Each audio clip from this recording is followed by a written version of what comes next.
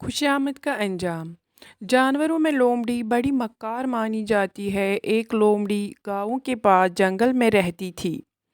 वो अक्सर पेट भरने के लिए कुत्तों से छुप छुपा कर शिकार करने के लिए गाँव में आती थी। एक दिन उसकी नज़र एक मोटे मुर्गे पर पड़ी। मुर्गा बड़ा मोटा ताज़ा था। लोमड़ी के मुंह में पानी भर आया।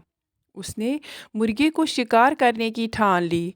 वो अभी दूर ही थी कि मुर्गे ने उसको देख लिया। मुर्गा घबरा कर एक ऊंची दीवार पर चढ़ गया। मक्कार लोमड़ी उसके करीब आई और कहा, प्यारे खुदा दोस्त मुर्गे, मैं इतनी दूर से तुम्हारी बांग सुनने के लिए आई हूँ। वाह, तुम्हारे पर कितने चमकदार और खूबसूरत हैं। मैंने सुना है तुम्हारी आवाज़ बहुत सुरीली है। मुझे अपनी मीठी आवाज़ में बांग सुनाओ, मैं उम्र भर तुम्हें दुआएं दूंगी। मुर्गा अपनी तारीफ सुनकर बहुत खुश हुआ और दीवार के ऊपर से ही बांग देने लगा। लोमड़ी ने मिस्कीन सूरत बनाकर कहा, खूबसूरत नेक सीरत प्यारे मुर्गे, मैं बहुत ऊंचा सुनती हूँ। ज़रा करीब आकर मेरा दिल खुश करो।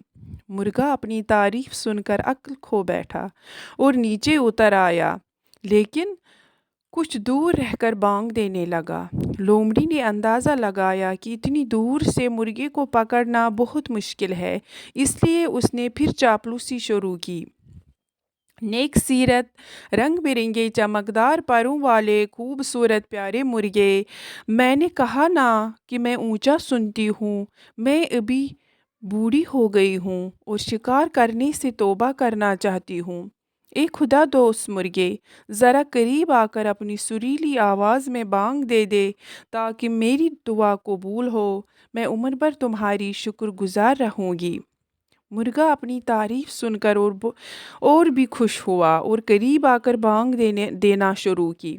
जो ही उसने बांग देने के लिए गर्दन ऊंची की और आंखें बंद कर लें, लोमड़ी ने झपट कर उसकी गर्दन पकड़ ली और तेज़ी से जंगल की राह ली। अभी मुर्गे में जान भाग गई थी कि गाँव से बाहर लोमड़ी ने थक कर मुर्गे को नीचे ज़मीन पर रखा। वो खुद सस्ताने के लिए बैठ गई। वो समझी कि मुर्गा मर गया है। तब उसने कहा, बेवकूफ़ मुर्गे, तू जितना खूबसूरत है और तुम्हारी आवाज़ जितनी मीठी है, उससे ज़्यादा तुम्हारा गोश्त मज़ेदार है। इतनी देर में मुर्गे ने होश संभाला और हिम्मत करके उड़कर दरख्त की एक ऊंची शाख पर बैठ गया। लोमड़ी हैरान और परेशान होकर उसको देखने लगी।